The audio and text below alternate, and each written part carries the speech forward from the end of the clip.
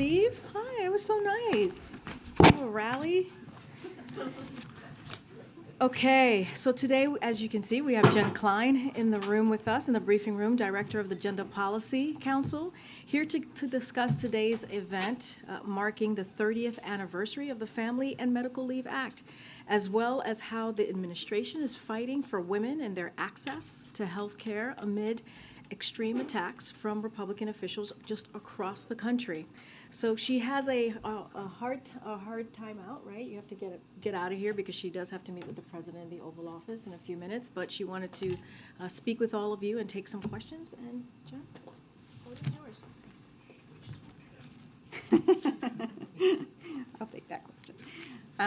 Good morning. Later today, President Biden is hosting an event in honor of the 30th anniversary of the Family and Medical Leave Act. He will be joined by Vice President Harris and several members of his cabinet, and will welcome President Bill Clinton back to the White House to celebrate the first bill that President Clinton signed in office.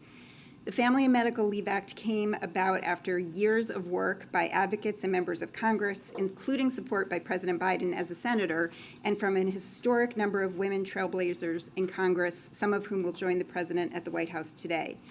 This event is a moment to recognize the difference that the Family and Medical Leave Act has made and continues to make for millions of Americans. But it's also a moment to recognize the work that remains to be done to support workers, including the need to pass a national paid family and medical leave law. The president will discuss recent actions the administration has taken to support women in the workplace, including through the year-end omnibus, which included the passage of the Pregnant Workers Fairness Act and the Pump for Nursing Mothers Act, as well as significant investments in child care. To give you an idea of what these wins mean for women, the Pregnant Workers Fairness Act requires employers to offer reasonable accommodations to pregnant women and new moms, basic long overdue protections like bathroom breaks and a stool to sit on. This is good for maternal health, infant health, and it's also good for the economic security of women and their families, ensuring that they're not pushed out of a job and instead can stay in the workforce and continue supporting their families. It also allows workers to take time off to recover from childbirth, including many women who don't have access to parental leave. The president is also committed to continuing to support women's economic security, which is why today he issued a presidential memorandum to support federal employees' access to leave when they need to care for themselves or a loved one, including during their first year of employment, and for reasons related to domestic violence, dating violence, sexual assault, or stalking. Fighting for women's economic security is a top priority, of course, but I will also like to touch on another priority, protecting access to reproductive care for women across the country amid a wave of extreme legislation at the state and national level. As a result of the Supreme Court's decision in Dobbs versus Jackson Women's Health Organization, more than 26 million women in the United States currently live in a state that has banned abortion. And while the president and the vice president stand with the majority of Americans in believing that the right to choose is fundamental, we continue to face an all-out assault by Republican officials on women's access to reproductive care. I'll just outline briefly the focus of our fight right now. First, we're fighting anti-choice legislation in Congress. Since House Republicans took office, they have proposed 3 separate national abortion bans and an additional number of bills to restrict access to reproductive care. The president and the Senate Democrats will be a firewall against this extreme legislation while continuing to call on Congress to restore the protections of Roe versus Wade as federal law. That leads me to our second focus, which is taking executive action to defend reproductive rights. As you know, the president has already issued 2 executive orders to safeguard access to reproductive health care. And on what would have been the 50th anniversary of Roe, the president took another step, issuing a presidential memorandum to further support safe access to medication abortion. These efforts are extremely critical, and especially critical in the face of Republican officials denying the science, threatening pharmacies, and fighting access to safe FDA-approved medication. And I'll remind you that medication abortion accounts for more than half of all abortions in the United States. We're also working closely with state leaders who are fighting to defend reproductive rights, those on the front lines of addressing the more than 100 anti-choice bills that have already been filed for the 2023 legislative session. And we're supporting state leaders in taking proactive action, again, as well, to protect access to abortion. This week, Minnesota Governor Tim Walz signed the PRO Act, making Minnesota the first state in 2023 to pass legislation codifying the protections of Roe. So there's a lot of work to be done to ensure women everywhere in this country are treated with the dignity and respect they deserve, but the president remains committed to fighting for gender equality and gender equity, and I really look forward to taking your questions. Thank you so much, Jen. There's a white jacket in the middle. Hi. Hi, Jen. I'm Courtney Rose. I'm from Florida Government. I wanted to ask you, you were talking about abortion medication. There's a conservative group in Texas that's seeking an injunction to stop mifepristone distribution. The group is called Alliance for Defending Freedom. What will you do or the White House do to help counter the suit? I know that this touches on what you're trying to do to expand access to abortion drugs. And will you more clearly argue that the FDA's regulations on the abortion pill preempt state law? Thanks, Courtney. I'm not going to comment on pending litigation, and of course, I direct you to the Department of Justice to talk more about that. But I do want to step back and look at the facts. Mifepristone has been on the market for 20 years. The FDA determined that it is safe and effective, and it's used all around the world. And as I just said, it accounts for the majority of abortions here in the United States. Lawsuits and other extreme measures that have been announced by state officials, including threats to the litigation you just referred to, threats to pharmacies, are about coming after the right to access care and FDA-approved medication. And that's why we are going to remain committed to protecting legal access to medication abortion within the limits of the law. And that's why the president has already taken several steps to do that and reaffirmed this in his most recent presidential memorandum on medication abortion. Talking about supporting state-level leaders and working against legislation that restricts abortion. Can you be more specific about what that means, how you're supporting them? We've met regularly, and the vice president has met with hundreds of state legislators over the course of the last months, really since the Dobbs decision came down, to help them, bring them together so that they can share information about both how to pass proactive state legislation to protect reproductive rights and also to fight back defensively against the extreme legislation that they're seeing in states. And so you've already seen a number of states pass helpful legislation, and as I just mentioned, the fight goes on because there are 100 bills already filed in the 2023 legislative session that are anti-choice, and so we will continue to work with state legislators, governors, mayors, and state attorneys general to help them in that fight. Thank you. Thank you for being here today.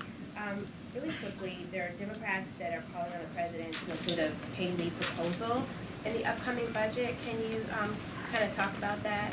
I can't talk about what's in the president's budget, but what I can note is that he included a paid family and medical leave proposal in both his FY22 and FY23 budgets, and he has been quite clear and talked about this in the campaign and prior to that about his support for paid family and medical leave.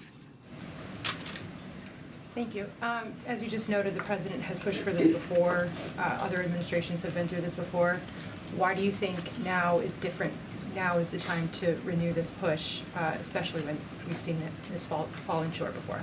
Well, I think, we've seen, and I just noted a few really pretty major legislative wins with bipartisan support. The Pregnant Workers Fairness Act has been introduced for 10 years and finally passed with, as I said, strong bipartisan support.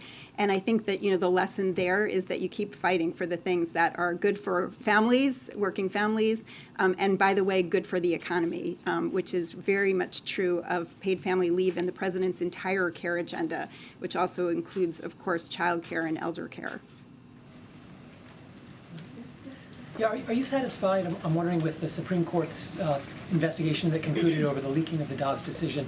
There's been some criticism that Michael Chertoff advised it, and then also that the justices themselves weren't under oath and got to sort of be part of the process. I could take that once you're done. Okay. Yeah, I'll come back to that. Anybody else? Oh, go ahead. Jen, I wondered, have you seen any movement from more moderate Republicans on reproductive rights? You were mentioning that there's been bipartisan support for some of these other pieces of legislation when it comes to families. I just wondered on the issue of reproductive rights, like where are you guys with trying to move more moderate Republicans? Well, the president has been really clear that the only way to replace a fundamental constitutional right that has been taken away, which is what the Supreme Court did in the Dobbs decision, is to pass federal legislation codifying the protections that existed under Roe. And he will, and we will, and the vice president will continue to work to do that with anybody who is willing to work with us on that. I will note that, we have heard and seen, quite publicly some Republicans trying to moderate their view, but I think it's really important to look at their voting record. Many who are talking about protecting women's access to health care are actually voting quite differently. They voted for bills that ban or severely restrict abortion. They've actually co-sponsored legislation to ban abortion. And, this summer, a number of them did not vote for the Right to Contraception Act, which would both protect and expand the right to contraception. The last question in the back. I was just wondering, the HHS secretary brought up the prospect of an emergency on abortion again earlier this week. He sort of said that an evaluation was still underway. Do you have any insight of that from the White House's perspective? Yes, we have said before, and I will continue to say that no option is off the table that will expand access to reproductive health care.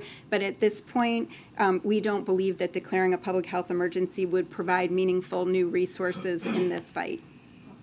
Thank you so much, Jen. Appreciate it. Thank you for your time. Thank you. All right. I just have a couple things at the top, and then we'll get to it. Okay.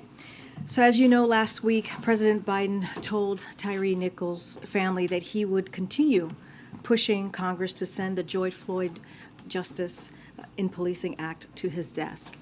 To that end, the president will host some members of the Congressional Black Caucus at the White House later today to discuss shared priorities, including the path forward to police reform in Congress, and the vice president will also be in attendance. This is an issue that is deeply important to the president and one that he has long partnered with members of the Congressional Black Caucus on. Members of the Congressional Black Caucus were critical partners in advancing the George Floyd Justice in Policing Act last session. And when Senate Republicans blocked the legislation from reaching the president's desk, the president worked with members of the Congressional Black Caucus to take sweeping executive action to set the gold standard for effective, accountable policing at the federal level. Today's Oval Office meeting will provide an opportunity to discuss the important reforms that have already been implemented because the president acted when Congress could not or would not. Reforms like banning chokeholds, significantly restricting no-knock warrants, and requiring the use of body cams at the federal level, and immediate changes like prohibiting the transfer of military-grade firearms, grenade launchers, and other military equipment to law enforcement agencies. But as the president has repeatedly said, no executive action can substitute federal legislation. Real and lasting change at the state and local levels will require Congress to act.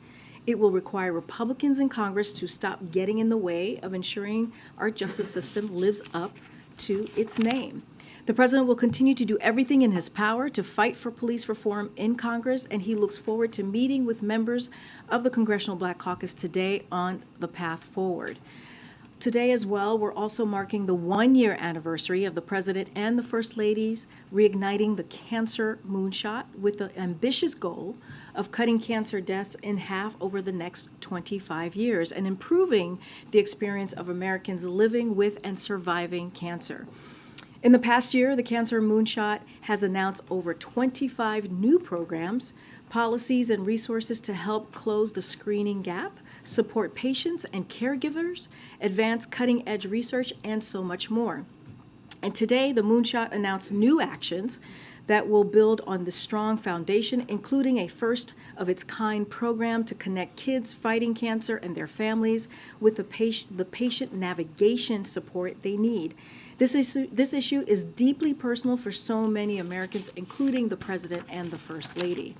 The First Lady has been a tireless champion of the cancer moonshot, traveling the country and the world to hear from cancer patients and their families, as well as those who support them, focusing on the importance of early detection and improving the experience of patients, families, and caregivers. In fact, she'll be in San Diego tomorrow to visit a community health center that's receiving moonshot funding to increase cancer screenings and underserved communities. Thanks to the work of the moonshot, the federal government has never been more committed to ending cancer as we know it. Finally, I wanted to say a few words about an incredible colleague that I have had the pleasure of working with, who will soon be leaving the White House. For over 2 years, Brian Deese has served as the director of the National Economic Council and as one of the president's most trusted advisors. Brian has helped shape and pass the most significant economic agenda in generations: the American Rescue Plan, which brought our economy back from the brink; the bipartisan infrastructure law, the most significant investment in our nation's infrastructure in generations; the CHIPS and Science Act, which ensures we make more high-end technology here at home so we can outcompete the world; and the Inflation Reduction Act, which is giving millions of families a little bit of a breathing room, investing in clean energy manufacturing and addressing the climate crisis. Brian has helped steer the president's economic vision into reality by helping families get back to work, businesses reopen, and bring prices under control. He has been an effective leader in President Biden's efforts to rebuild our economy so no one is left behind. Part of Brian's success has been the incredible team that he built at NEC. His strong team is the most diverse NEC in history, 60% women and 50% people of color. He has a way of translating very complex economic information. As you all know, he's been in this briefing room many times in front of all of you, taking your questions, and he has been able to translate that into language all of us can understand. And I would say, we will miss Brian very much. We miss his kindness, his intelligence, and just being an amazing colleague. But I know how excited his family is to have more of his time, and we wish Brian the absolute best in his next chapter. With that, Colleen? Thank you. On the Philippines, I wondered if you had confirmation on what islands the bases will be stationed on.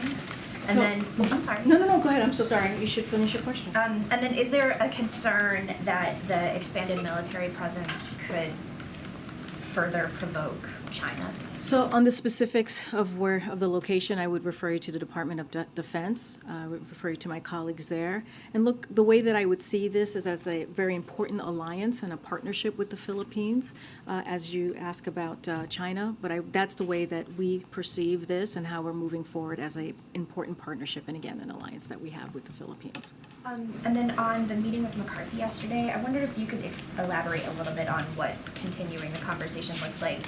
And he specifically had mentioned to reporters outside that there was a follow-up call scheduled with the White House. I wondered if that was happening or had happened. So as you heard from the speaker and also from the president, it was a good discussion. It was an honest discussion. Our senior staff has followed up and communicated our appreciation to the speaker's team, and we will continue to stay in touch as we have been for the past several months. I don't have any calls to preview or to speak to, but again, I mean, you heard directly from the speaker. I believe he spoke for about 30 minutes at the Sticks yesterday, taking your questions as well, and he said it was productive. And again, it was, as I said, a very good discussion, and we appreciated his time. Okay, Mary. On that same topic, there was a fair amount of optimism on both sides coming out of that meeting yesterday, but the speaker has now said to reporters again that there will be no clean debt ceiling hike. So why the cause for optimism? Well, look, The cause for optimism is because you heard it from the speaker himself. It was a good discussion. It was going to be a continuing conversation that they are going to have, and there are real discussions to continue as it relates to the American people. When you look at the deficit more broadly and how we need to continue to lower the deficit, and what the president has done the last 2 years. You've heard me talk about that many times from the podium, and we have said very loud and clear to the speaker, if he has any ideas on how to work together on that, we're willing to listen and work in good faith.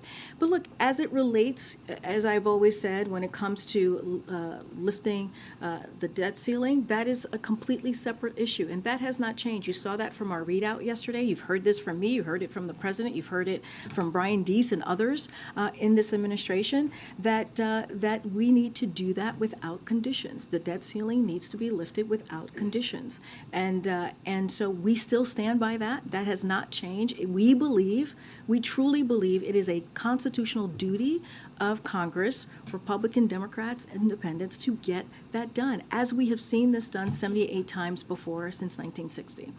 Given the optimism, I understand you don't want to, you're not going to detail negotiations because this is an ongoing process, but should we take that there were potential areas of agreement that were identified here? Look, I'm not going to speak for the speaker. I'm certainly am not his spokesperson, but President Biden has made it very clear that it is up to Congress to live out their congressional duty to avoid an economic catastrophe as it relates to a default. Like, we've been very clear on that. And he even said, the speaker, as you just mentioned, Mary, I think you were alluding to this, we're not going to negotiate in public on anything that is related, right, to fiscal responsibility and what it is that they want to move forward with, the House Republicans, what is it their plan is going to be. What the president has said, he's been clear on the debt ceiling. It should be done without conditions.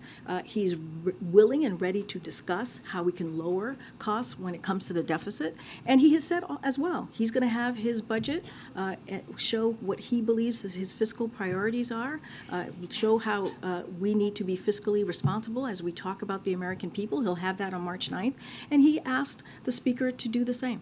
And just one more, the State of the Union is coming up. I was wondering if you could give us a sense of how the president is preparing for this, where he may be in the speech writing process, who's helping him with that. It's a good question. As you know, the president has been working on his speech for some time. He sees this as an opportunity, and I've spoken to this before, not just to address Congress and the members of Congress clearly, but also as an opportunity to speak directly to the American people. He's done it at least twice before. This will be his third time, and so he takes this very seriously. These types of speeches continue to evolve, sometimes until the final moments before being delivered, as you can imagine.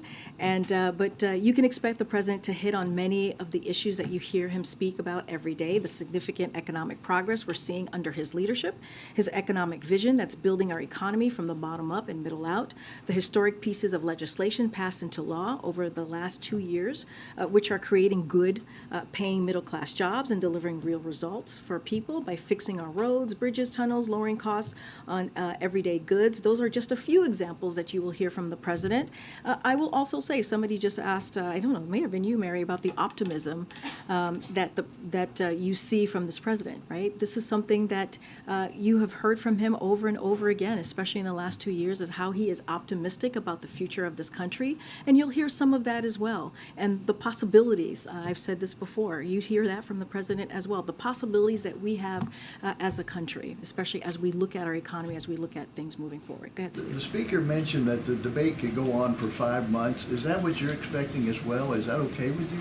Look, what we have been very clear about, and I'll say it again, when it comes to the debt ceiling, it is something that should be done. It is something that is a constitutional duty of Congress more broadly. And look, we're not talking about new spending. We're talking about spending that the Congress has racked up over the last couple of years. You know, if you think about the debt is currently. 90% of that debt happened before the president even walked into office. So it is something that they should get done. And they voted on this when it comes to lifting the debt ceilings 3 times in the last administration. So we don't see any negotiation here. We don't see anything that needs to be discussed. We see this as a duty that they have to get this done. Again, when it comes to lowering the deficit, when it comes to actually coming up with real policies to do that, and you've seen the president do that the last 2 years, $1.7 trillion in lowering the deficit. And you see that even with the Inflation Reduction Act, which is going to lower the deficit by $200 billion. So this is something that the president takes very seriously. And those are the conversations. That's the conversation that he's willing to have. And he wants to see what their plan is going to look like. Separately, Secretary Blinken is leaving soon for talks in China. Is he going to meet with President Xi, and what is President Biden hoping to get out of this? I believe the State Department has yet to announce any travel. Certainly, I'm not going to get ahead of the State Department from here, so I would refer you to them. Okay.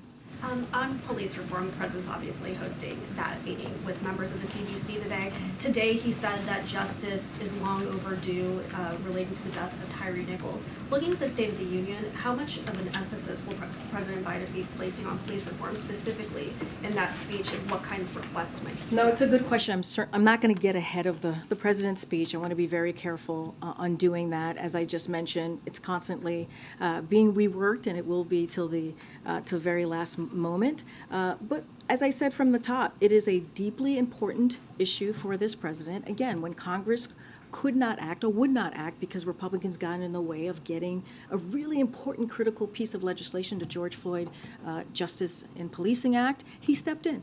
And what he put forward in the executive actions, clearly on the federal level, dealing with federal agencies, was something that had never been done by any other president. So that shows his commitment. And him today, he's sitting down and having a conversation with the Congressional Black Caucus and continuing efforts on how we deal with this issue, how we really truly get to a transformational change with police reform, I think also shows his commitment.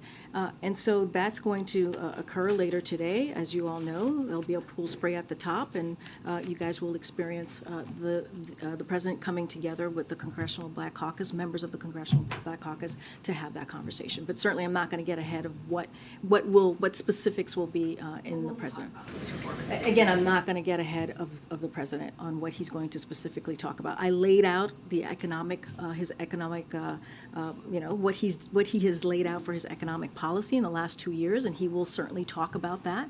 I talked about the optimism that he has for this country. I'm just not going to go into details about any specific pieces of legislation that he'll discuss or issues that he'll discuss. And then on Ukraine, officials in recent days have been warning about this increase in offensive that they're expecting from Russia.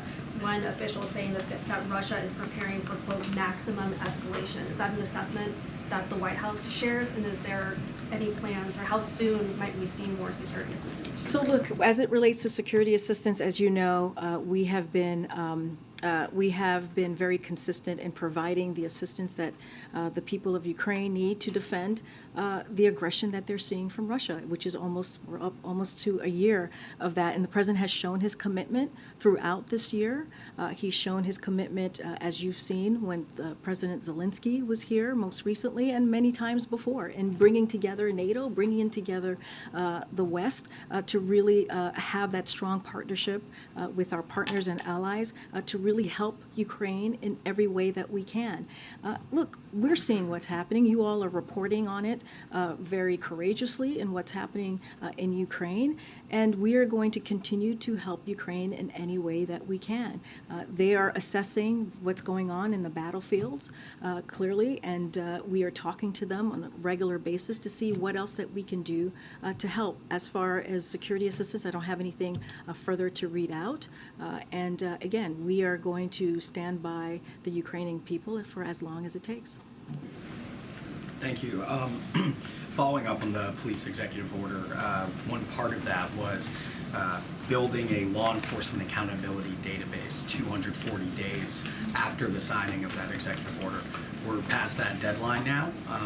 What's the status of that database. It was cited often by the administration as an example of its reform efforts. So would have to go back to the team to get you a number to see exactly where we are with that database. Don't have that number in front of me, pardon me. But look, I do want to say that in putting together that executive order, the president and his team worked with and spoke with, had months and months of engagement with many folks in the communities. When you think about the civil rights organization, you think about the families who had lost an individual, a loved one to the hands of police, and also law enforcement also came in and gave us advice and thoughts on what should be put in the executive order. And if you go back, Zolan, I'm sure you have, you'll see quotes from many of those different groups who said how important this executive order was to move things forward. Remember, this is a record historic peace executive order that we have not seen from any other president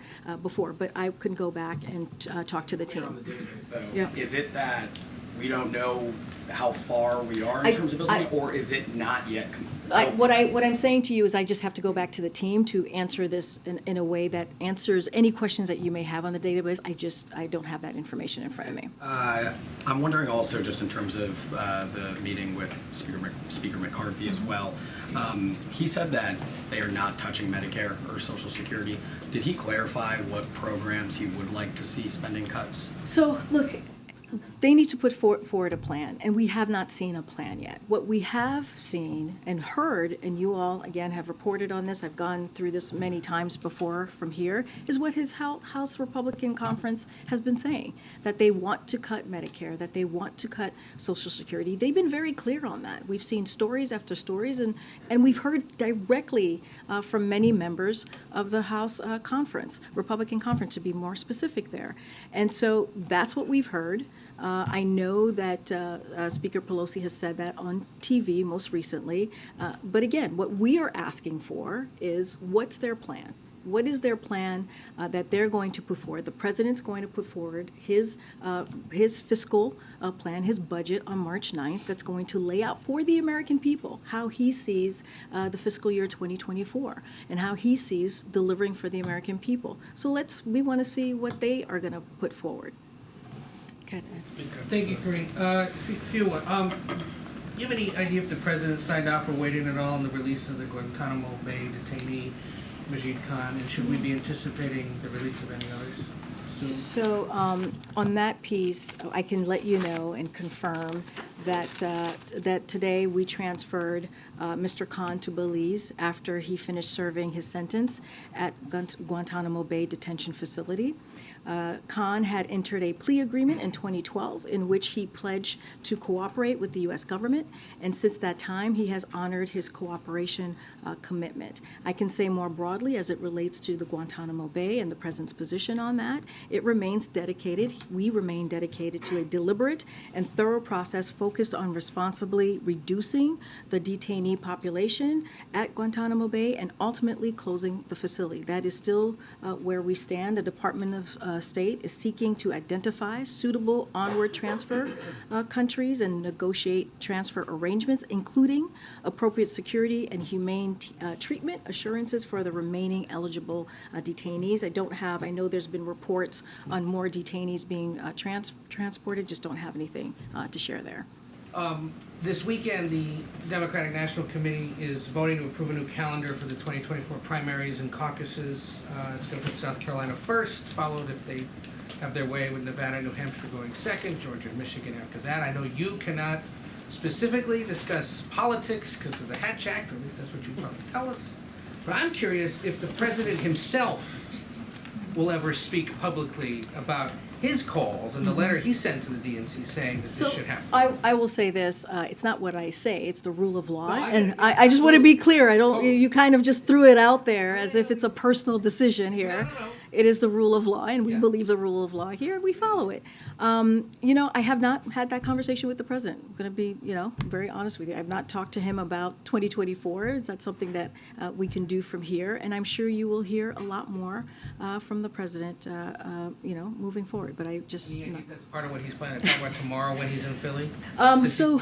So tomorrow, tomorrow is an important moment for the president to be in Philadelphia. As you know, the vice president will be there with him as well, and he will send out a note, obviously this afternoon, with additional information, which as we normally do when it comes to events and when he travels, certainly outside of DC,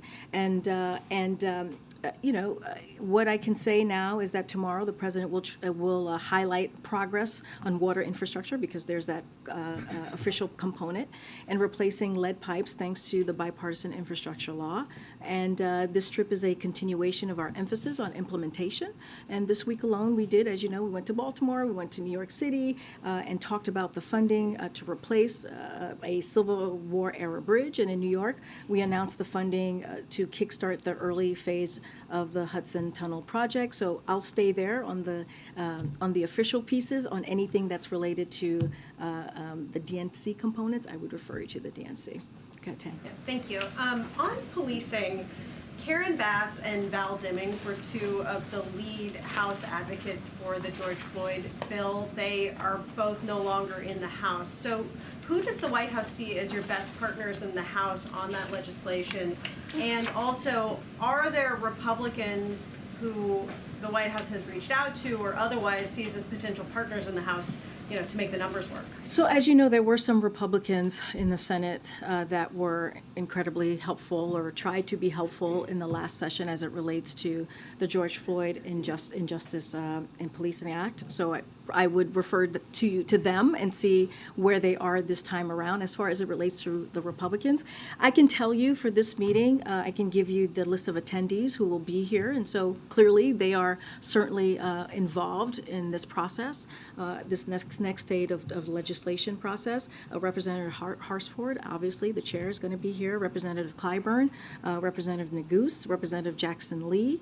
We have Senator Booker, who played a very big role. And as you know, I think you guys all heard the Vice President mention yesterday in the early stages of the bill, she was involved, and she'll be in the room as well. And we will also have Reverend Warnock, who will be in the meeting as well. So I would figure that those folks are certainly going to be very involved in this process as well. And on the investigations, can you say how many people the White House counsel's office added to prepare for the House investigations? I would refer you to the White House counsel's office on any staffing or any specifics on how they're moving forward with dealing with that. Okay. Go ahead, Nadia. Thank you. Two questions on foreign policy. The president just met with the King of Jordan. What role does the White House hopes that Jordan can play in de-escalation the violence between the Israelis and the Palestinians? No, it's a very good question. As you know, as you just mentioned, he met with King Abdullah II and His Royal Highness Crown Prince Hussein of Jordan, and they had lunch together. They will reaffirm the close, enduring nature of the friendship between the United States and Jordan. And the president will thank His Majesty for his close partnership and the role he and Jordan play as a force for stability in the region, in the Middle East.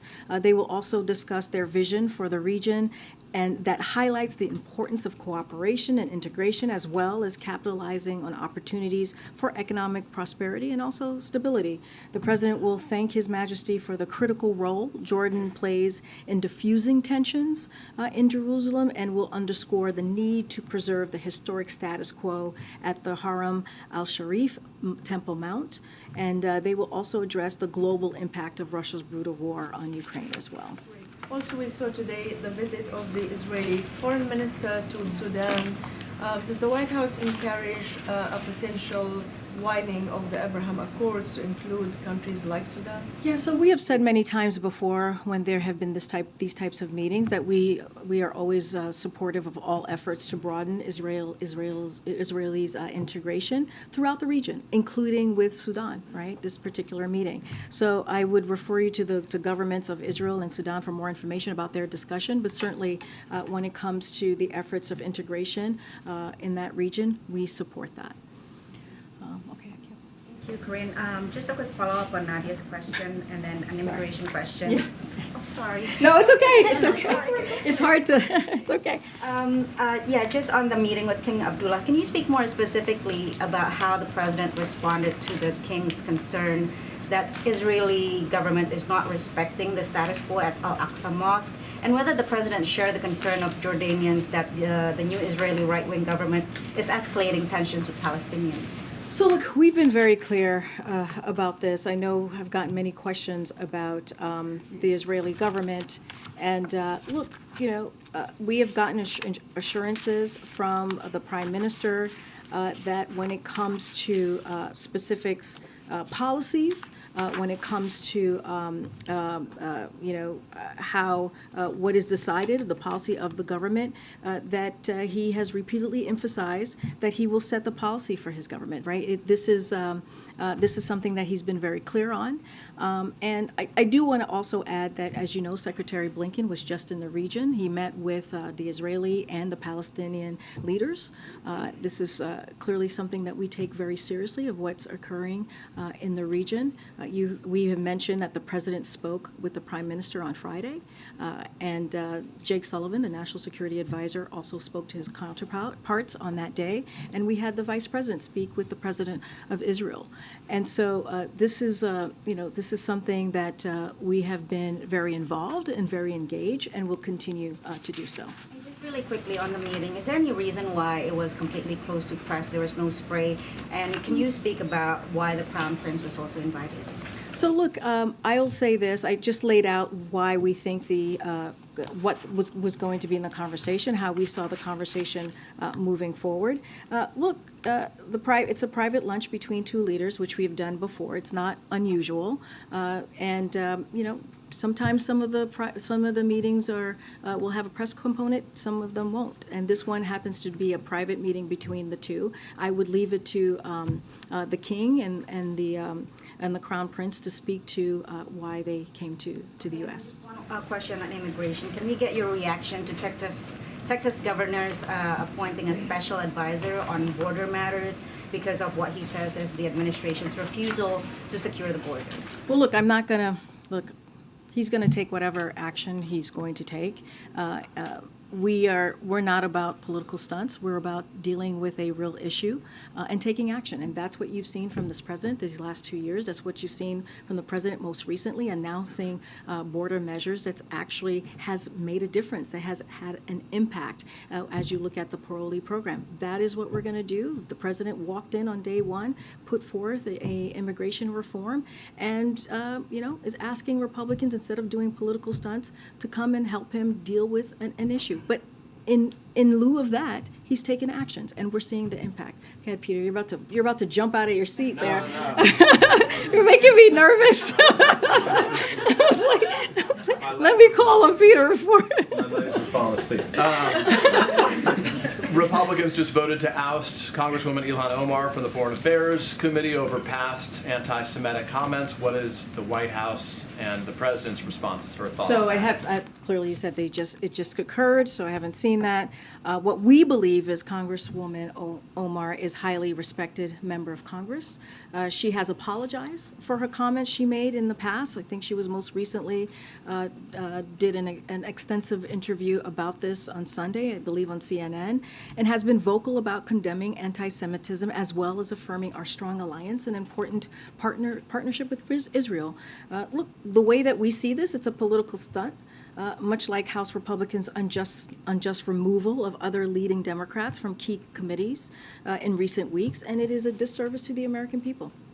If I can ask you about the CBC meeting that's happening this afternoon as well. We heard during the Tyree Nichols service yesterday from the vice president, who said of the George Floyd Justice in Policing Act that it was, quote, non-negotiable. Yesterday in our exchange, you said that the White House was open to supporting something as long as it was done in a bipartisan fashion. So is it non-negotiable that it must be the Justice and Policing Act as it exists, or is the White House open to something that's different than that if it's done in a bipartisan form? Yeah, I think I don't think they're mutually exclusive. I think one could be different than the Justice and Policing Act if it's done in a bipartisan form. I think what you saw very passionately from the vice president, and I heard that part. I watched her as well. What she was trying to say is we need to get something done. enough is enough. We need to get this done. We need to get a policy, a police reform that is transformational, that is actually going to bring forth real change. And the George Floyd Justice and Policing Act is part of that. It is one step in getting to a place where it is the law of the land. That's why the president has said many times before, we need to take legislative action. We need Congress to act so that we can see change in states and in cities. Right now, as you know, I just laid this out. I've laid it out yesterday. I laid it out just now. The president took executive action, but that's on the federal level. When you think about law enforcement in the federal level, and so look, what we heard from the vice president was passion. What we heard from the vice president yesterday was meeting the moment and being there for a family that is grieving, a family that had to watch a video of their child being brutalized. And so she was there comforting and being passionate about an issue that is incredibly important to the president and clearly to her. I don't know about others go, but just to be very clear, so is it negotiable that there is something that achieves police reform if it does not come in the form of the Justice and Policing Act? So what I can say is the president supported the George Floyd Justice and Policing Act last session. He supports it now again, right? He was very clear when he spoke to Tyre Nichols' family, his mother and his stepdad. He said that he was going to do everything that he can to encourage and ask Congress to act. That still stays the same. Now he's meeting with Congressional Black Caucus to see what can we do? How do we move forward? Sometimes, and this is a reality, we know how Congress works, right? Sometimes it's going to look different. And so that is okay, right, if it's going to look different. But what we know that has been introduced in the past, that is clearly available to us, is the George Floyd and Justice and Policing Act. So of course we're going to continue to call for that. But there is going to be conversations, and we'll see where those conversations go. Go ahead, Sabrina. Thank you, Karine. A follow-up to Peter's question. Given the realities of the Republican-controlled House, is the president open to a proposal on police reform that would not include qualified immunity just to get something done, or is that a red line for him? I'm not going to get into a conversation that's just about to happen in a couple of hours and where we're going to potentially, and that's going to be a beginning probably of multiple conversations. I'm not going to sit here and say what's a red line, or stand here clearly and say what's a red line and what we won't or won't do. I want to be very careful there. But what I'm saying is the president is committed to working with Congress for Congress to act so it can become the law of the land. And we don't have to continue to see communities, especially as we know, disproportionately, sadly, brown and black communities across the country being affected by this issue. Again, that's why the president took executive action when to be very frank, when Republicans refused to act the last session.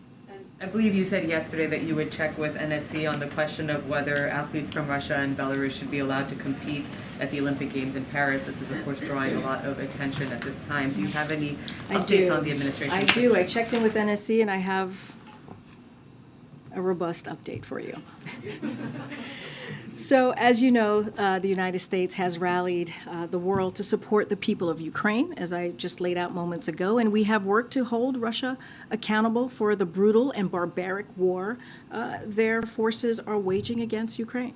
So, as part of those efforts, the United States has supported suspending Russia and Belarus's sport national governing bodies from International Sports Federation, removing individuals closely aligned to the Russian and Belarusian states, including government officials, from positions of influence in international sport federations, such as boards and organizing committees, encouraging national and international sports organizations to suspend and broadcasting of sports competition into Russia and Belarus. In cases where sports organizations and event organizers, such as the International Olympic Committee, choose to permit athletes from Russia and Belarus to participate in supporting events, it should be absolutely clear that they are not representing the Russian or Belarusian states. And so that's the stance that we are providing, and the use of official state Russian Belarusian flags, emblems, and anthems should be prohibited as well. Good. And then I'll come to the back. Go ahead. Thank you, Karine. Just back on budget talks. Yesterday, McCarthy suggested that what he would like to see ultimately, if there can be an agreement, is a 2-year budget framework. What's the president's thinking on that? What I will say is the president's going to put forth his budget on March 9th. He's going to be very clear with the American people. He's going to lay out what he believes his fiscal responsibilities or priorities are for the American people. And we asked the Speaker to do the same.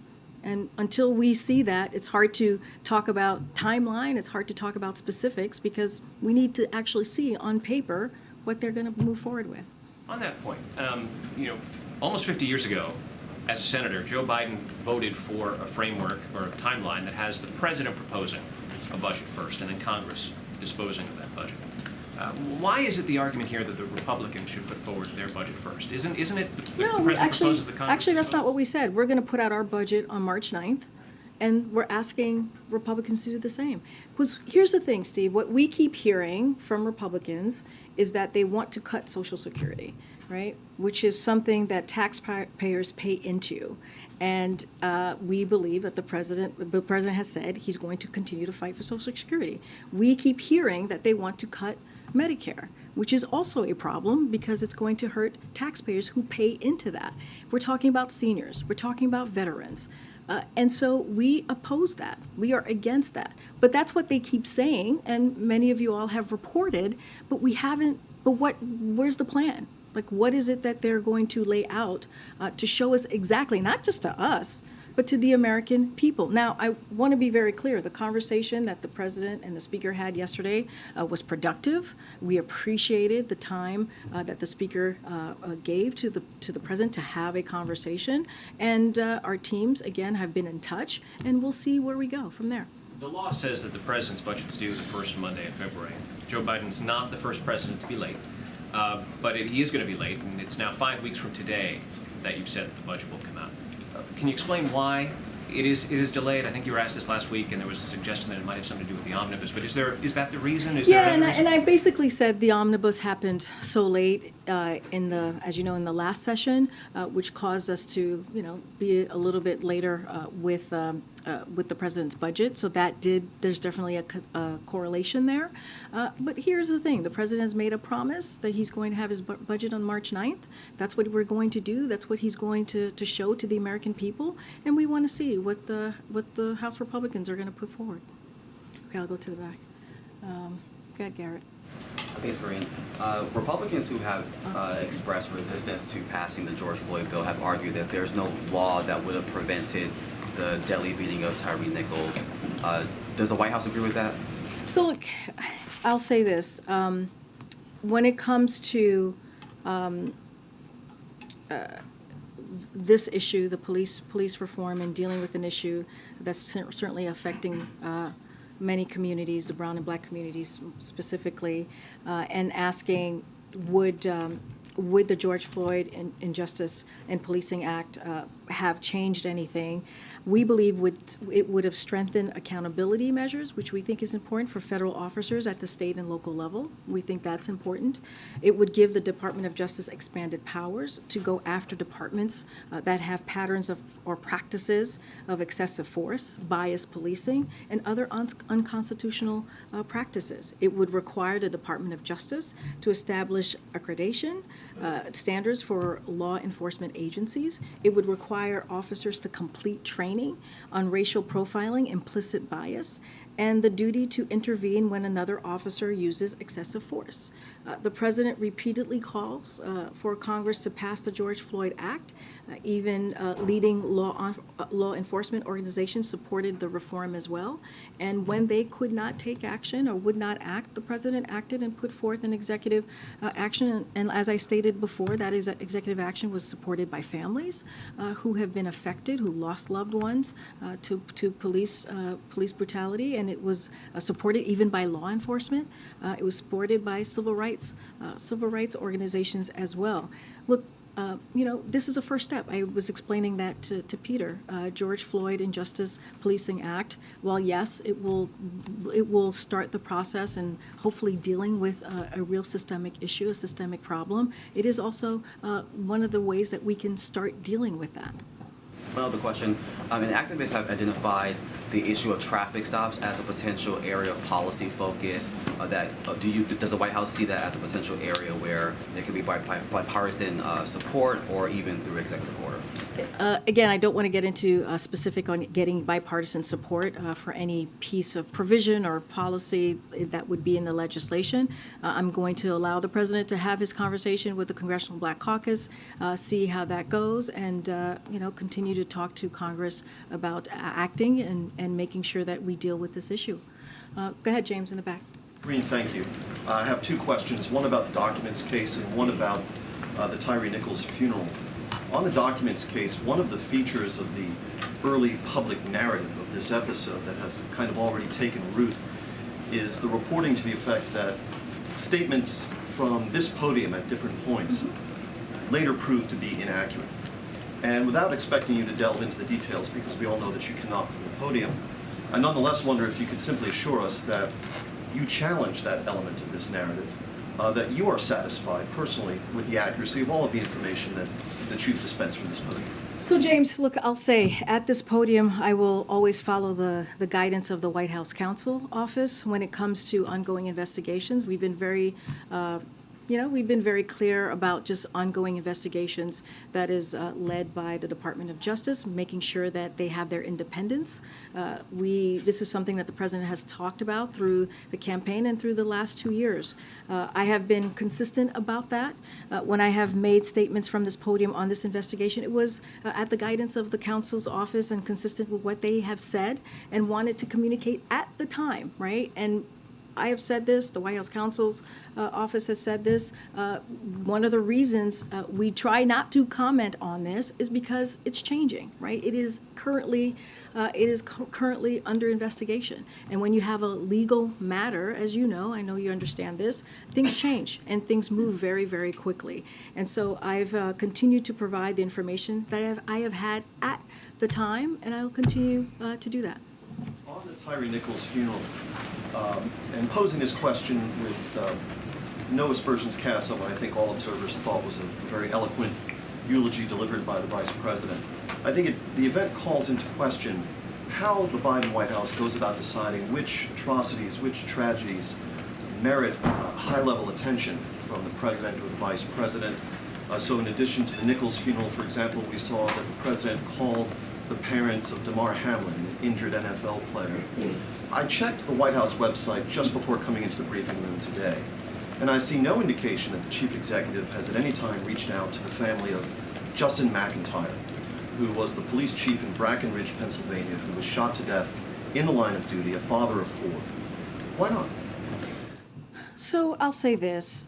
If you look at this president, who has been a senator for 36 years, who has been a vice president for 8 years, and who has been clearly, finishing up his 2 years tenure and a 4-year presidency thus far, if you know Joe Biden, you know that he feels the pain of many families who have lost loved ones because he knows what that means. You've named one family in particular. I understand why you're naming that family in particular, but there's been many families that he has called to offer up, his condolences and offer up his help and assistance in any way. We do not read out all of those conversations, but if you know Joe Biden, and if you've been around Joe Biden, you know that this is something that the president does in a way that many politicians, at least that I have worked for, are not capable of doing. And the president will always be committed and always be open to talking to families who are hurting, who are going through a tough time, especially of a lost loved one. And I think the two that you just named were just very public. They were two incredibly public situations where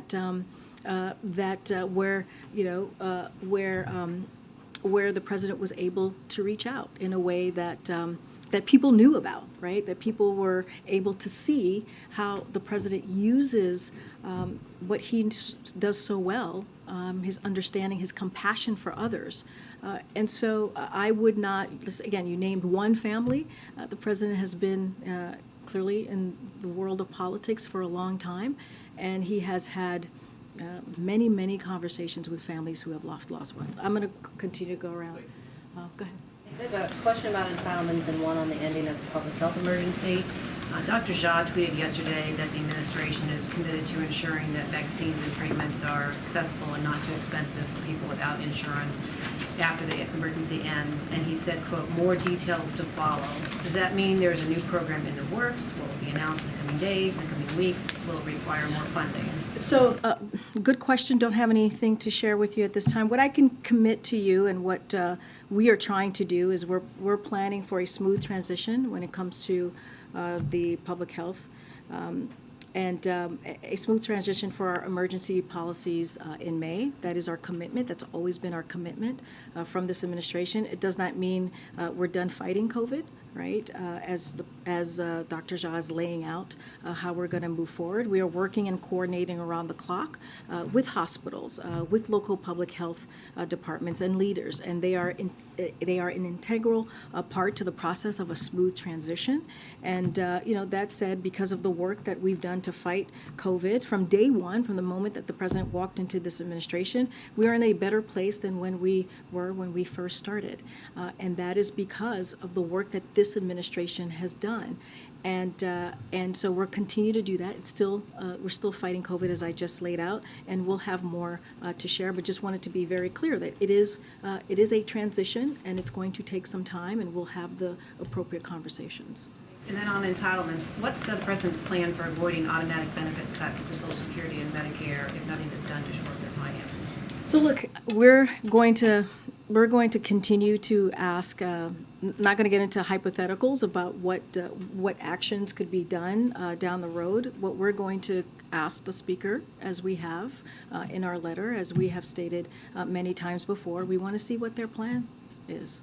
We've heard from the House Republican Congress, but we want to get a sense of, is this what you all are going to do? Are you going to cut Medicare? Are you going to cut Social Security and keep that hostage for their, to hold it so that they don't do their constitutional duty, which is lift the debt ceiling. And so let's see what the House Republican Conference is going to do, what the House is going to do more broadly, Republicans in particular. But look, again, the President and the Speaker had a very productive conversation, and we're looking to continue to have those talks. Okay. And then the person in the back. Yeah, the person behind you. Thank you. Whoever wants to go first. Karine, counsel for Hunter Biden has written the National Security Division of the Justice Department. I know you like to keep that agency very arm's length, but is it arm's length when the president's son writes DOJ seeking an investigation? I mean, look, I'm going to be pretty consistent, as I have been from this podium when it relates to that particular question that you're asking me. We have been for the last 2 years, and I will say to you that that is something for Hunter Biden's personal representative, their representative, to speak to. I'm just not going to speak to it from here. The White House knew about before it happened? Again, I would. As far as that piece, I would refer you to the White House Counsel Office. And again, don't have anything to add. This is something for his personal representatives to speak to. As it relates to the agencies, as you were asking me, look, this is a president, and I said this before, that believes in the independence of the Department of Justice or any enforcement investigations. And he's been very clear about that. He believes that it should not be politicized, as he has said for the past couple of years, starting in the campaign. And he believes that any investigation should be independent. So again, I would refer you to the specific agencies that's involved here. I'm just not going to comment beyond that. It sounded like you had something to say on the other one. Yes. What's your view of the Supreme Court and how they organized that investigation with the justices? So look, I'm not going to speak to the actions at the Supreme Court as it relates to the investigation of the Dobbs decision. What I will say and reiterate what the president said the day that the Dobbs decision occurred, right, which is back in June, which is it was a constitutional right for 50 years, almost 50 years, and it was taken away. And women's rights. That we're talking about women's rights. We're talking about a woman's right to choose, and we think that that action was wrong. And not just us. If you look at the midterms and what the American people said, they believe that we should be continuing to fight for Americans' rights. And so that's what we're going to continue to do. You heard from Jen Klein, who runs our Gender Policy Council. She has done a phenomenal job speaking to groups, trying to figure out ways that we can continue to protect a woman's rights to choose. And also, she mentioned the Vice President as well. And the President has spoken to this many, many times before. And so I'll leave it there. I'm not going to speak to any legal actions or or investigations that were taken by the Supreme Court. Oh, okay. I promised him I promised him a question. Go ahead. Just a logistical question for the State of the Union Day. Should we anticipate that the President will be offering a preview of his remarks and thinking to the network television anchors at lunch, or as has been the tradition on State of the Union Day? We will have more to share as we get closer to the date. I don't have anything at this time. Thanks, everybody. All right. See you guys on Friday.